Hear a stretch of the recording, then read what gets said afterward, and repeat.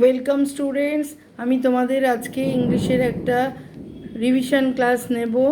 দেখো কি কি দিয়েছি। রাইট ইন ইংলিশ: কান, নাক, চুল, পেট, হাঁটু, পা, কনুই, মাথা, পেঁয়াজ, বেগুন, তিমি, হাতি, সূর্যমুখী, বাঁশ গাছ, কাঁটা গাছ, কলা পাতা, আম পাতা, রজনীগন্ধা, তরমুজ, লিচু, ডাকা, দেয়ালঘড়ি, ডুমুর, জিভ, ত্বক, চোখ, গলা।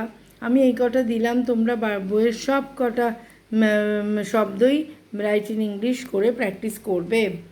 Right opposite words: wise, tall, short, back, this, some, big, soft, sweet, like, make, down, stopped, took. এই কটা দিয়েছি, আরও পেলে তোমরা আরও করবে।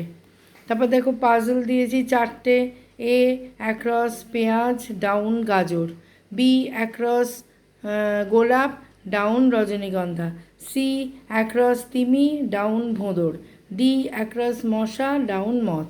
আমি চারটে দিয়েছি, তোমরা বইয়ের থেকে নিজেরা বেছে বেছে নিয়ে বাংলা লিখে তোমরা খেলার ছলে পাজলগুলো প্র্যাকটিস করবে। আজকে তাহলে এই পর্যন্তই হলো। পরের দিন আমি তোমাদের আবার একটা রিভিশন ক্লাস করাবো। তোমরা এগুলো সবাই খাতায় টুকে নাও, টুকে নিয়ে লেখো, প্র্যাকটিস করো।